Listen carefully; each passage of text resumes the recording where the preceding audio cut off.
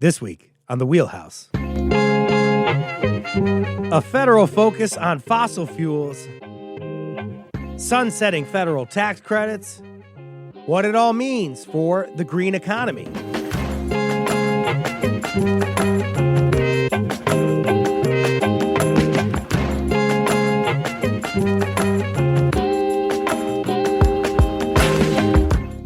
For Connecticut Public, I'm Frankie Graziano. This is the Wheelhouse. It's a show that connects politics to the people.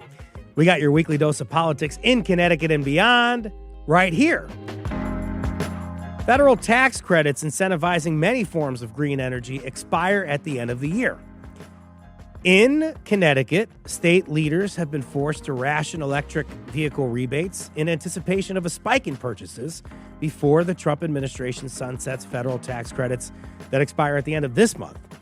State Energy and Environmental Protection Commissioner Katie Dykes is getting the word out about the credits and how Connecticut residents should proceed. She joins us right now in the studio to talk about it and a controversial move from the Trump administration to halt a nearly completed offshore wind project. Good morning, Commissioner Dykes. A lot going on for you. Good morning. Great to be with you. Thank you so much for coming by amid all of this. As the federal government moves away from green energy initiatives, I want to know if you folks have any questions about Connecticut's commitment. Join our conversation. Call us 888-720-9677, 888-720-9677. Last month, Commissioner, the federal government issued this stop work order on a mostly completed offshore wind project called Revolution Wind, I believe 80% completed. Your office condemned the stop work order, saying it will cost ratepayers a lot of money. How much, and how will it hit us on those highly scrutinized energy bills? Well, this is bad news all around for the reliability of the New England electric grid, for the predictability of investment in all types of energy forms in our region, as well as for ratepayers who are struggling with high costs. This is a really unprecedented move by the Trump administration. It's one thing to raise questions as you're going through a permitting process and so on. But this is a project that we signed contracts with back in 2018, 2019 at competitive prices. Then these are pre-pandemic prices for offshore wind, which compete favorably now with the cost of new generation of all types, which is much higher than it was back then. And the project is employing 1,200 people in Connecticut and Rhode Island, including 200 right down at the state pier. It's a project that's 80% complete. It went through a 9-year permitting process, and it's ready to deliver power to the grid next year. And so this intervention from the Trump administration is really devastating. And my phone's been ringing from power generator folks that build power plants of all types who are concerned about the chilling effect this has on investment. If you can no longer count on being able to move forward a project that when you have all of your permits in hand. Our calculation at DEEP is that, there aren't other power plants that are this far along and ready to swap in and substitute for the Revolution Wind project next year. The ISO New England, which operates our regional electric grid, is counting on this 704 megawatt power plant to supply power by the end of next year. And if this stop work order isn't reversed, we could see higher prices on the order of approximately $500 million that will impact not just Connecticut ratepayers, but businesses and residents all across the New England region, because we're going to be a little short of generation supply, which means, laws of supply and demand, prices will go up. A lot of people, particularly in this job that you're in right now, care about bothering you about energy prices, I would imagine, or asking you about that, and in your past life as being involved with Pura. So what does $500 million mean in terms of a bill? Does this mean that it could have been a massive savings for folks? Yes. So this is a couple of dollars per month, roughly, that we would expect will come onto the average residential, generation charge if this project is experiences. In a time where you're talking, where state lawmakers are usually talking about trying to find money, maybe even bonding money to try to save money on bills. And you had an opportunity here, it sounds like, to save some money. Exactly. This is taking us in the wrong direction. And frankly, the Trump administration, President Trump has called for making our grid more reliable, bringing costs down for consumers. That's certainly a priority that Governor Lamont and our legislature, both sides of the aisle have been prioritizing. This is just an action that's taking us in the wrong direction. And playing these sorts of, resource politics here so late in the game with a project that's so far along. And frankly, for men and women who are, sitting idle right now, wanting to get this project back on track, who are worried about what this could mean for their jobs. This is a domestic energy source being constructed just 15 nautical miles off the shore of Rhode Island. This is the type of investment in American energy that we need, because the demand for electricity is going up. We have a thriving economy, a growing manufacturing sector, and more demand for energy is critical to national security and economic growth. And so that means we have to have predictability for folks investing in these projects that, that when they make those investments, they'll be able to get their projects turning on and helping support the grid. I read in Politico that the Federal Bureau of Ocean Energy Management, that's the arm of the Trump administration that you all are dealing with, issued the stop work order citing national security concerns. What do you know, if anything, about whether or not, as this project was being constructed and actually going through, if national security was anything they were concerned with, or if it popped up, or if that's something that is just being used against you at this point? What do you know? There's really not a lot of detail that the Trump administration provided about that concern. What I do know is that the Department of Defense was part of the consultation process and the development and the permitting process for this project. Again, we know that there's a lot of focus on helping to make permitting processes more efficient, more streamlined. This is a multi-year process that this project went through, and we know that this is one of many topics that was considered, and permits were issued, and so to see this issue now being raised as a concern, it just feels like a pretense. There's not a lot of detail about this, and I worry about what this means for national security and defense. If we have a lot of defense industry, facilities and manufacturers here in Connecticut, in the region, we need to have a grid that's reliable to support those installations too. And the cancellation of this project, I worry about the negative impact that could have to some of those types of facilities, and frankly, all residents and ratepayers and businesses in the region. That's why, just days after the stop work order was issued, we saw an unprecedented statement from our grid operator, raising concerns about the negative impact on grid reliability if the project is halted. We have a challenge here in New England that we've been aware of for a long time, which is we face reliability risks, especially in the wintertime. If you have one of those multi-day cold snaps that New England is famous for, those are the periods when the grid operator gets nervous that some of our power plants, particularly gas power plants, may not be able to get access to the fuel they need to run reliably during those periods. And resources like offshore wind actually perform really well during those cold winter periods. So we've been counting on this resource to actually help improve the reliability of the grid, especially at those times when it's most vulnerable.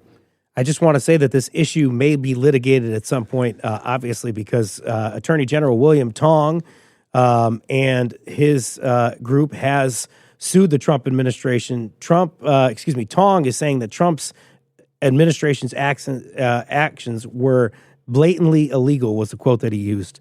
So we talked about the prospect of this project being shut down and what that could mean for the future. Do you have to wait for the Trump administration to sort of finish out their term, or is this really a sort of a death blow to the sector here in trying to get these kind of projects off the ground, or is it just going to take some time? Well, a project like this, particularly one that's so close to completion. I mean, there's serious harms if this stop work order is not rescinded. And I appreciate, the work that the Attorney General has been doing, working with Ørsted, the developer, the Attorney General of Rhode Island. Certainly, we've been part of raising these concerns and hoping that the courts will be able to intervene here. But in the meantime, Governor Lamont, has been reaching out to the Trump administration to the extent that there could be some avenue for cooperation that would persuade the administration to choose a different path here. Of course, there's a desire to do that, but we're now in the fourth week of this situation, and we haven't seen any movement yet. So, we need to have an urgent reconsideration of this action in order to ensure that this project can continue to move forward. And that's, again, this is a problem not just for offshore wind and the offshore wind industry, but it's a problem for being able to support predictable investment in all types of energy supply that we need to support a growing economy. If this is the new normal and the new precedent that's set, that a project with a resource type that maybe the president is not a fan of can be subjected to these kinds of interventions so late in the game, that could happen to any kind of project, and that's what I'm hearing from a lot of developers is the just that risk that they're really worried about, that this is now casting over the energy sector at a time that we can't afford it. Things are bleak on the environmental sustainability front right now. In recent years, things were looking up in terms of alternative sources of power generation, as we're talking about now with wind power, and also in terms of supporting folks, particularly in an era where you're trying to produce these alternative sources of power generation, and you have energy costs going up, especially when you're trying to interact with the fossil fuel market as well. And you had help for folks in terms of low-income home energy assistance.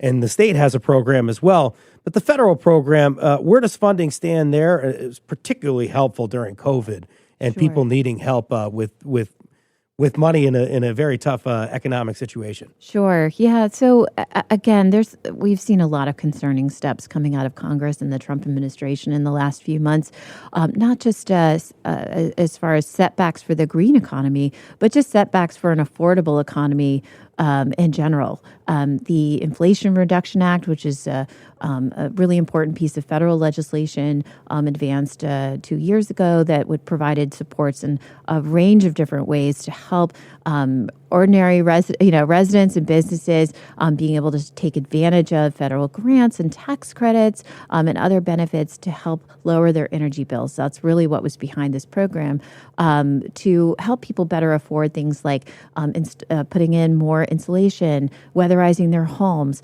getting access to electric vehicles that can have a lower total cost of ownership than a conventional gas-powered vehicle, helping to make renewable energy, solar on your roof, all of these types of things more affordable, on the expectation that those kinds of investments are some of the most powerful tools that people have to take control of their energy bills and bring their costs down.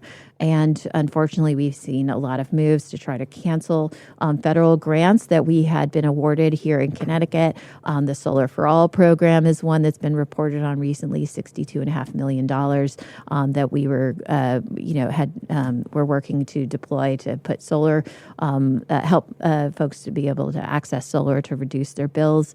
The federal tax credits, we've seen that with the One Big Beautiful Bill, took one big beautiful bite out of a lot of important assistance that has been around for many years to help make things like EVs and even weatherization and HVAC upgrades and heat pumps and other types of cost-saving equipment.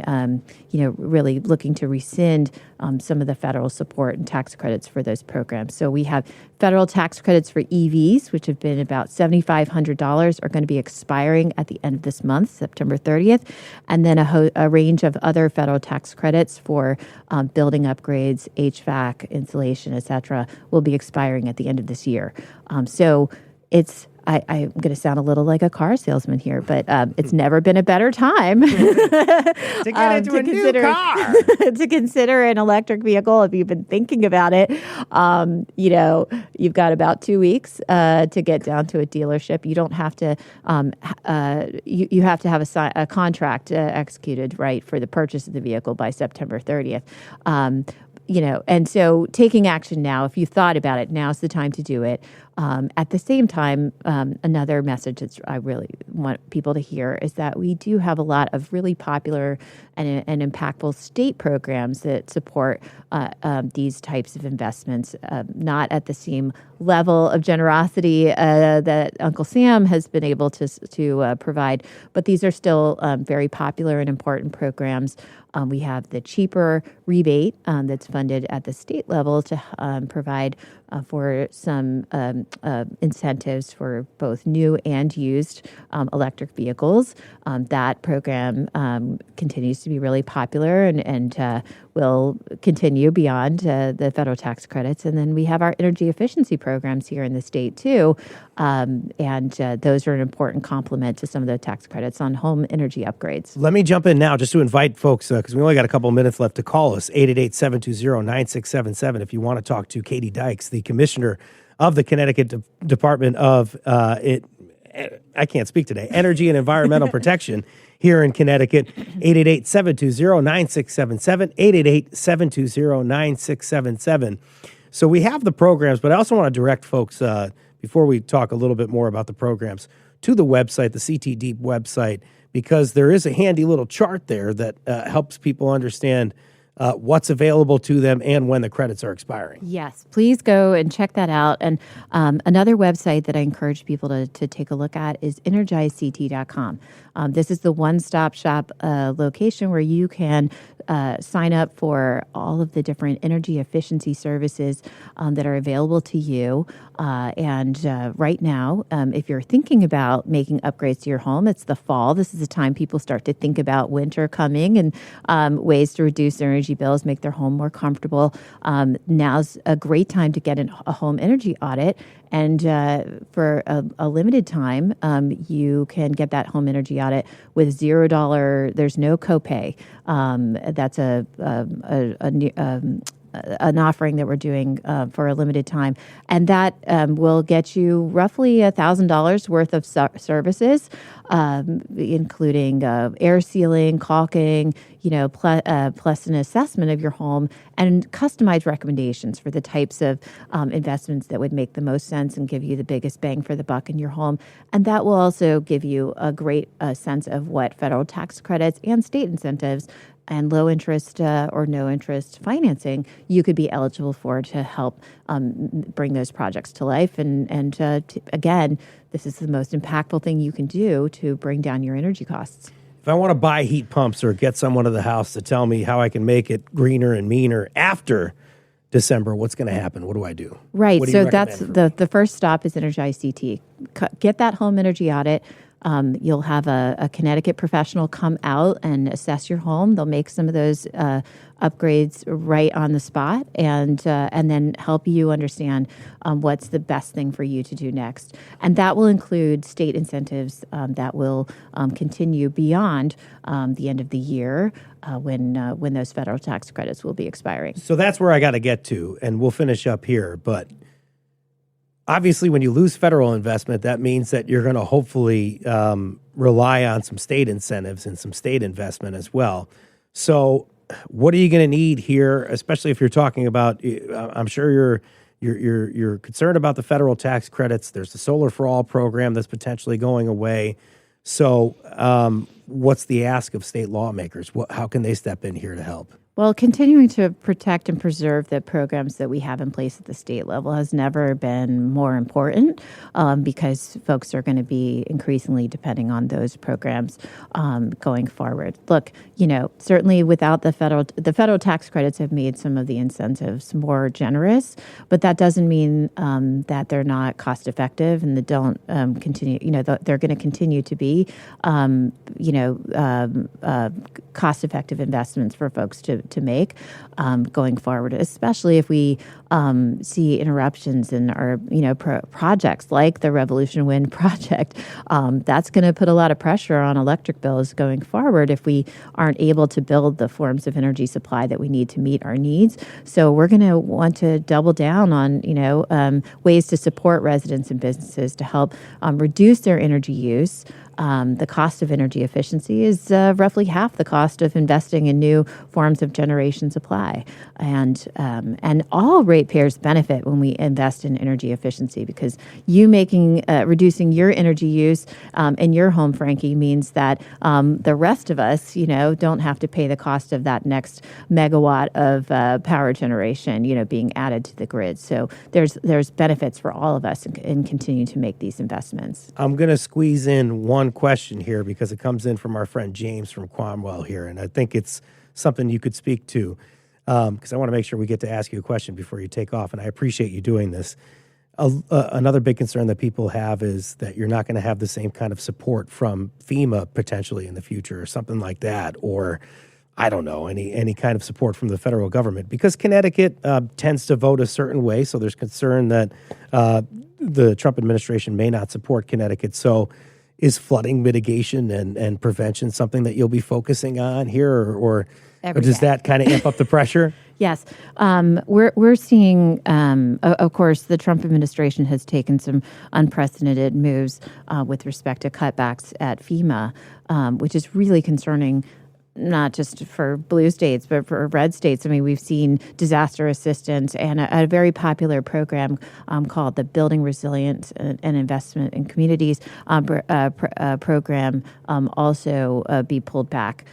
This investment in what we call hazard mitigation, making proactive investments to help communities better protect themselves from the impacts of extreme weather events. Every dollar invested in those kinds of proactive infrastructure kinds of projects save $6, $7, $13, in terms of lower costs when disaster strikes. And so this is just makes all the sense in the world to be investing in these types of projects. DEEP has been able to support a lot of planning and project development for resilience through a DEEP Climate Resilience Fund that we launched just a few years ago. We're going to be coming out with a new grant round. We encourage municipalities to sign up and bring their projects forward. We see communities here in Connecticut working on projects to help reduce flooding, to prepare for things like extreme heat, even wildfires. If you remember last fall, we had a really unprecedented wildfire season. We know, because we have been investing in and listening to the science, we know that we are facing these risks and what those risks look like. And being able to take that information and then translate that into the kinds of actionable projects that cities and towns can build with this kinds of state assistance can make all the difference to help protect residents and businesses from those kinds of disasters. That we can't say exactly when they're going to happen, but we know the kinds of disasters that we need to be prepared for. And credit to the legislature, we've had a lot of support for providing bond funding for this important program at the state level because we know this can happen here, and we want to be prepared. James and I very much appreciate you answering that question. This is Katie Dykes, the Commissioner of the Department of Energy and Environmental Protection in Connecticut. Thank you so much for coming on the Wheelhouse this morning. Thanks so much for having me. Thank you for taking the time with us. Coming up, we're going to talk about what we just heard from the Commissioner, and we'll talk a little bit more about the green economy and what it looks like in 2025. 888-720-9677, the number to call. You're listening to the Wheelhouse on Connecticut Public.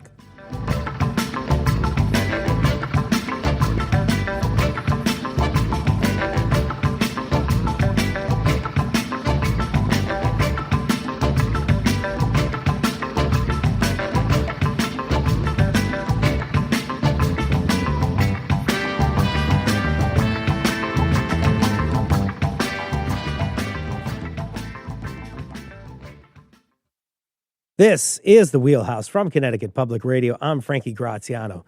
Immediately after assuming power, the Trump administration rolled back the Biden-era Inflation Reduction Act, including some incentives for green energy.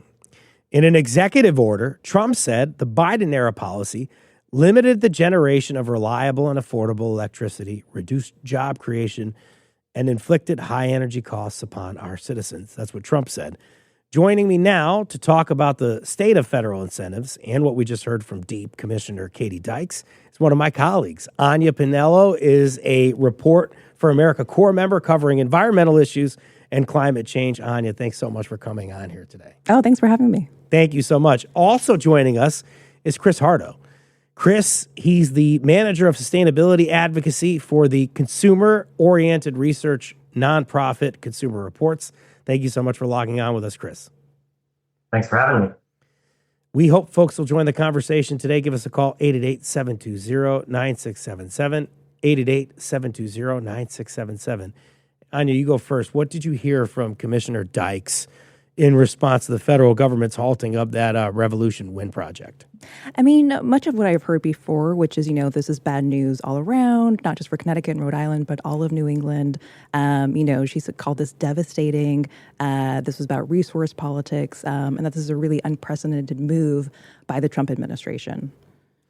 And it's interesting that you say that. We were going through that Trump quote at the beginning of this section when he's talking about job creation and using that as a reason to cancel out the Inflation Reduction Act. But then we see that some of the jobs created by that Revolution Wind project are certainly in general in jeopardy. We received a caller last segment, Stephen from Colchester, on it. He worries that he's watching a rollover of the Trump administration. He asks why we wouldn't be supporting the fight for clean energy. In your reporting, are you seeing the state sort of change its tone in any way on initiatives like offshore wind following the stop work order? I think the state is still very pro-offshore wind. The Department of Energy and Environmental Protection earlier this month described offshore wind as a winter powerhouse. And that's because offshore wind blows the most during the winter when more people are using electricity. So I think the state is still very pro-offshore wind and clean energy. It's just a question of how do you take advantage of that during this current administration? Commissioner Dykes saying that the grid very vulnerable in the winter, particularly since we rely so much on natural gas. So really appreciate you bringing that up, Anya. We talked about the tax incentives. Did you hear anything new there? I think it was very much the same. The commissioner saying that these credits expiring will make clean energy projects much more costly. She talked about how a lot of the grants that were awarded to Connecticut have been canceled. That includes the Solar for All grants. That program was going to make solar panels more affordable for medium income and low income residents. And she also said if you want to take advantage of these federal tax credits, now is definitely the time to do so. Chris, are other states similarly scrambling to get the word out about the incentives? Chris Hardo from Consumer Reports. Do you see a scramble happening with other states? Yeah, absolutely. Not only are those EV tax credits expiring at the end of this month, we have all of those home energy efficiency tax credits that was talked about earlier. Energy efficiency is the best way to reduce your energy bills at a time when energy bills are going up. So really, those tax credits for energy efficiency go through the end of the year. So really, if you're looking to improve the efficiency of your home, right now is the time to do it. Tax credits for more efficient heating and cooling, more efficient insulation, doors, windows, all that good stuff can reduce your energy bills. And those tax credits are still available through the end of the year. So now's the time to take advantage of it. And organizations like ours and states are really trying to get the word out that now is the time. The energy vehicle credits, the electric vehicle credits that we've been talking about, is that hurting the EV market in the United States, Chris?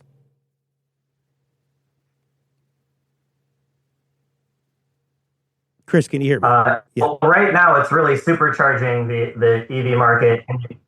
Sure. In the United, right now, So right now it's supercharging the EV market in the U.S. Sales are exploding as people rush out to get take advantage of these tax credits. But what happens after the end of this month in September? We'll see what happens. I think we'll see a slowdown in the EV markets. States are hoping to step in and use their own tax credits to help soften the blow. But yeah, we'll probably see a bit of a slowdown in the market over the next few months. We have Bill from somewhere here in Connecticut asking about the federal tax credits. I think what he's hinting at is how much you get back in terms of the current situation that you have. I think it was $1,500 here in Connecticut, Anya, but now it's going to be $500 because they're having to ration the credits. Yeah. Help me understand what the incentive is there. Totally. So it was $1,500. That was the state incentive. That had to be rationed because the federal tax credits are expiring. So many people want to take advantage of that federal tax credit and the state tax credit, and to combine those. There was a 30% increase. So the state had to ration it from $1,500 down to $500. So the standard rebate right now is about $500. And it's going to continue to be at that rate until the end of September, August and September. And then from there, whether or not it stays at that $500 level or it goes back up, that remains to be seen. So after September, is there cheaper? Is that the program? I'm always trying to think about my acronyms. Is there cheaper that people could take advantage of? And Bill might be getting to this too. So you have $500 right now that you could access until the end of the month. You have to have the contract. You have to be under contract with the new car by September 30th to get that $500 in federal money.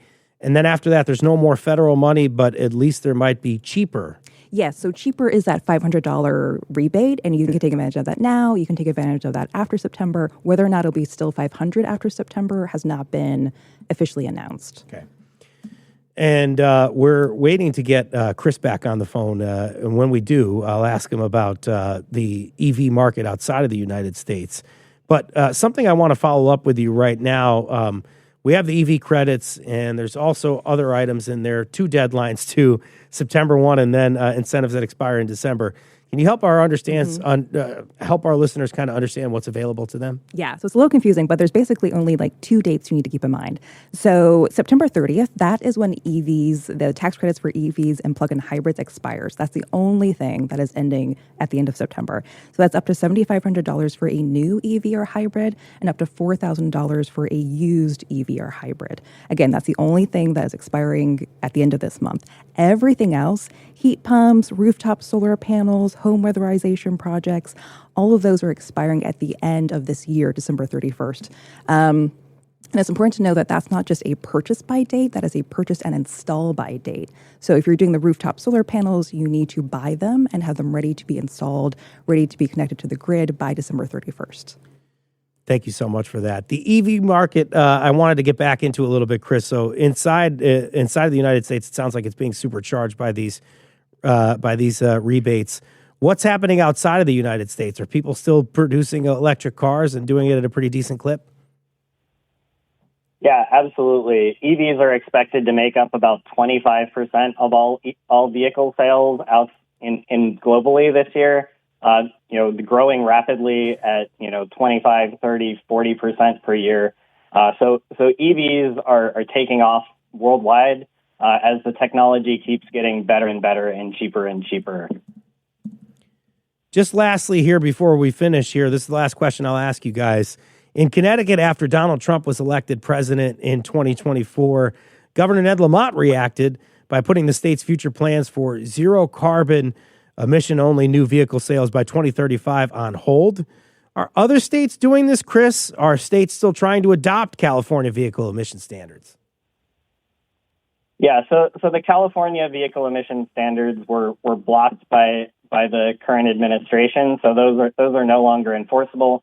But states are still looking for ways to accelerate clean vehicle adoption within their states through policy.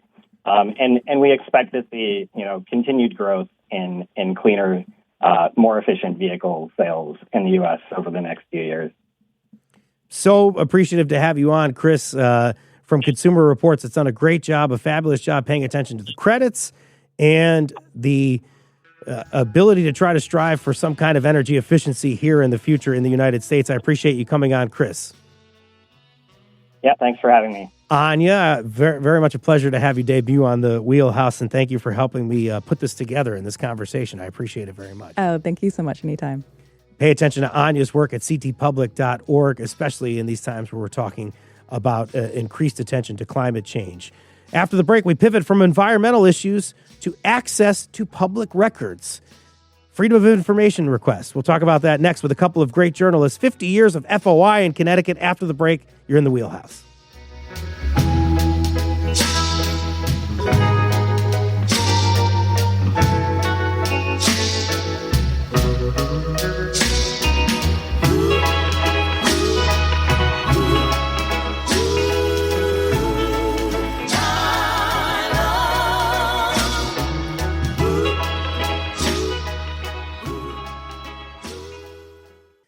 This is the Wheelhouse from Connecticut Public Radio. I'm Frankie Graziano.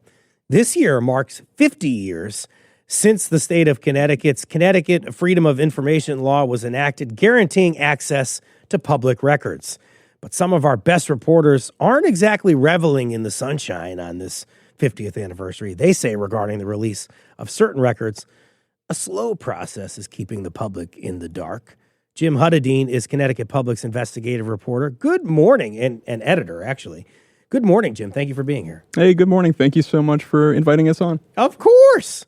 Jacqueline Rabe Thomas, Connecticut, a CT Insider's investigative reporter and a prolific filer of Freedom of Information Act requests. Good morning, Jackie. Thanks for having me. Thank you so much for coming on. It's a good conversation. If you folks are worried about your effort to be informed, give us a call really quickly, 888-720-9677. Or at least maybe a pep talk, because I know you don't feel bad for us reporters, but it's not exactly an easy time to be working right now. So just give us a call, 888-720-9677. If you can, Jackie, a quick overview of Connecticut's FOI process. You try to get access to a record you think is public. An agency or official has to respond in a certain amount of time, right? What happens from there? Yeah, so in theory, there are certain records that have to be turned over in a timely fashion. In practice, there are many hurdles to cross before you can get records from many public agencies in Connecticut. And those hurdles can include? Sure, things like not having enough staffing at an agency to process requests. You know, the Department of Corrections has one attorney handling records requests. And also same records requests for those who are filing lawsuits against the Department of Corrections. So the media and other requests tend to get to the back of the line.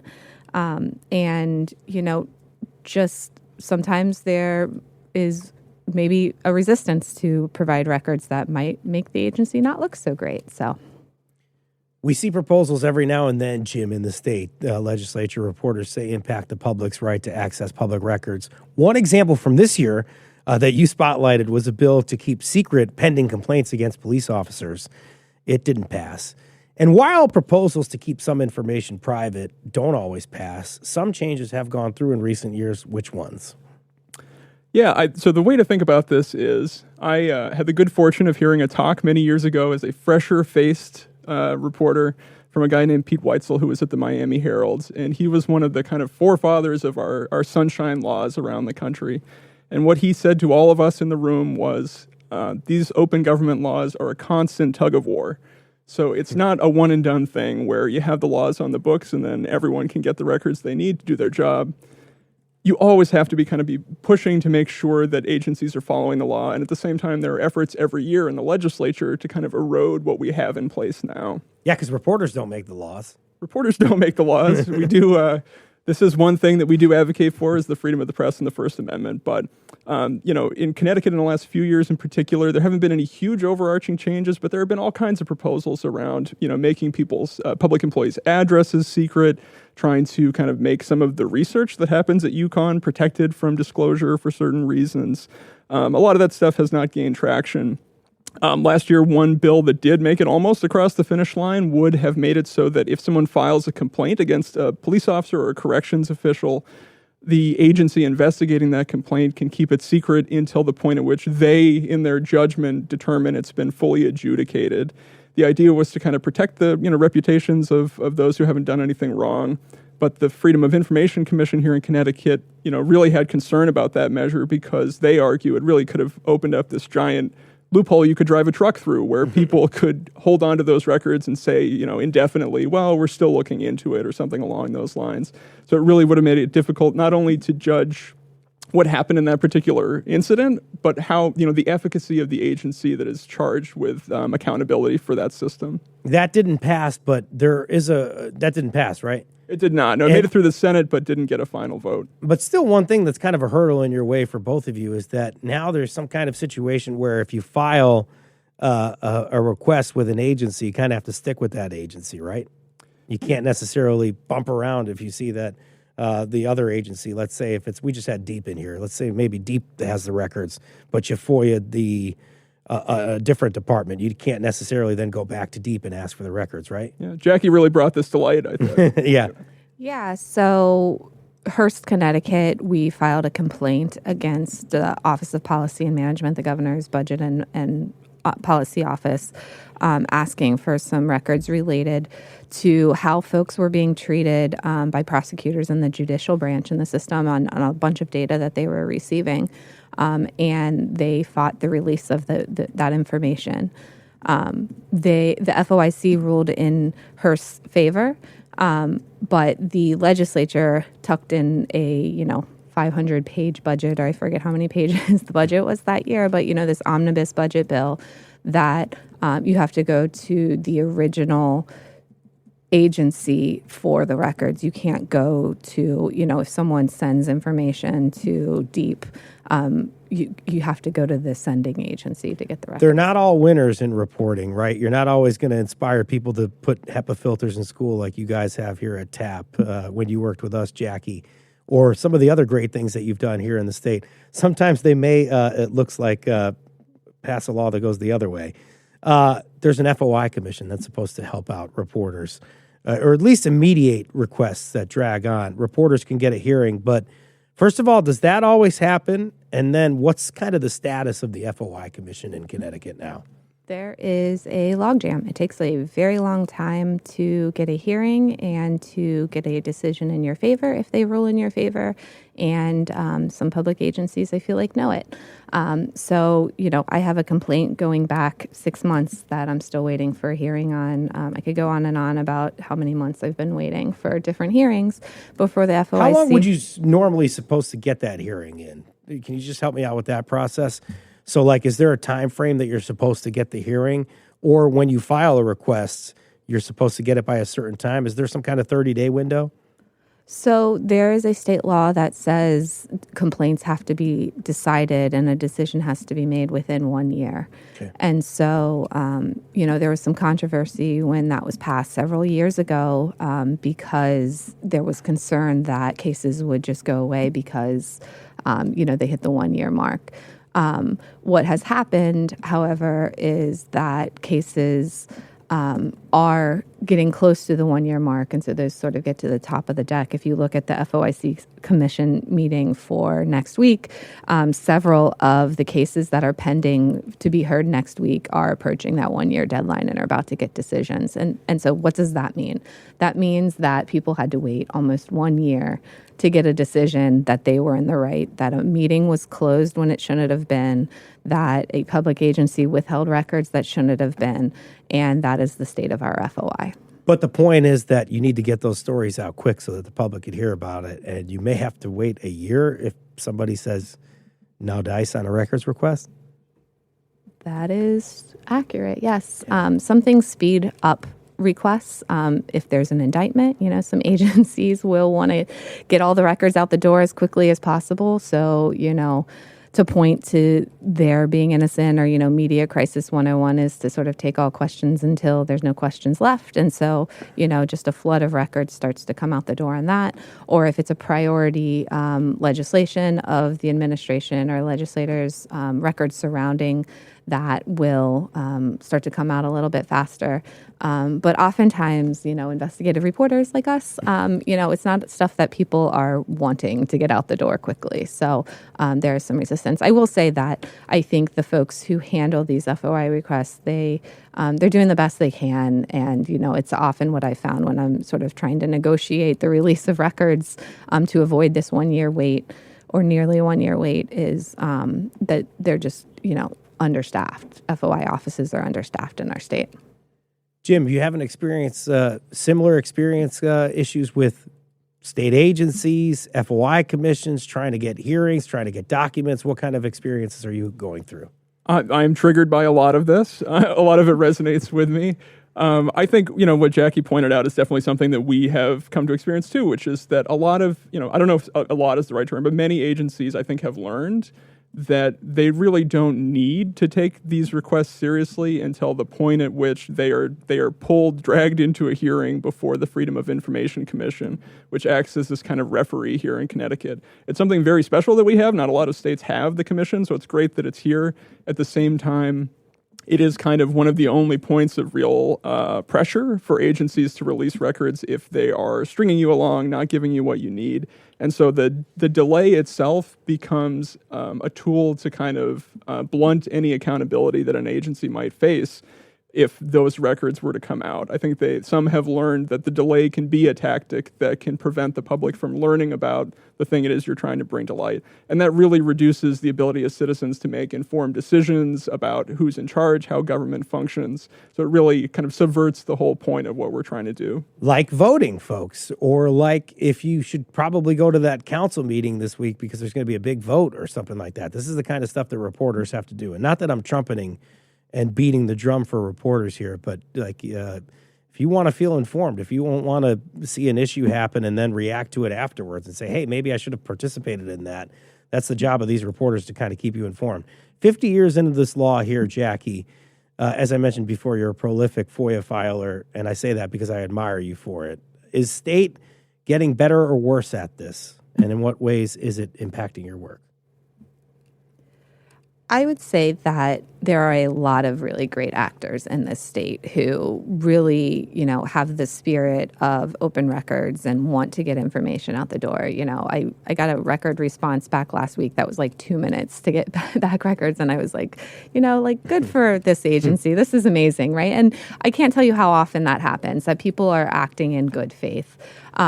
It's just really frustrating when people are still acting in good faith. It's just, some requests are pretty large or complicated or something maybe someone doesn't want to release and make public. And so there are these delays, and you really don't have that mechanism for those examples. But I would say the state of FOI for sort of the spirit of FOI and following it, I would say that a lot of state agencies and local public agencies really do see the benefit of getting information to the media. Jim, I asked Jackie about this. We could only do this in about a minute. You're a diehard reporter. I think you might get FOI tatted on you one day. Help me understand why you care so much about this Freedom of Information request and why the people should care about it too. So I don't have any tattoos, but I've often thought if I were... I don't either. The issue, I was going to ask you, the issue is if you get a tattoo, it's got to be something that you know in like 10 or 20 years, you're still going to think is cool, you're going to think is important. Yeah. What else in my life can I say that about except freedom of information, open government? These laws are so important. Not to get on my soapbox, but it's the First Amendment. Congress can't make any law to abridge the freedom of the press, and that's because it's so central to how we run a democracy. And I just want to encourage folks to realize FOI is not just for journalists, it's for citizens too. Anyone can use this law, and the more that you go ahead and file a request, the easier it's going to be for the next person who comes after you. You can email foi@ct.gov. The Freedom of Information Commission is there to help you. So exercise your rights, and this law is going to be more effective for all of us in the future. Hey, who says that the lamestream media doesn't care about you, folks? Listen to that. Jackie and Jim do, and I guess they're not a part of that lamestream media. Jackie Rabe Thomas, you can see her work at ctinsider.com, and Jim Huddadine, our investigative editor here at ctpublic.org. I'm out of time here. I want to thank Chloe Wynn for producing this show, Patrick Scahill for editing it, Dylan Reyes for his great work as technical producer, Tess Terrible, Megan Fitzgerald, our visuals team, our operations team. Thank you so much. This is the Wheelhouse. I'm Frankie Graziano. See you next week.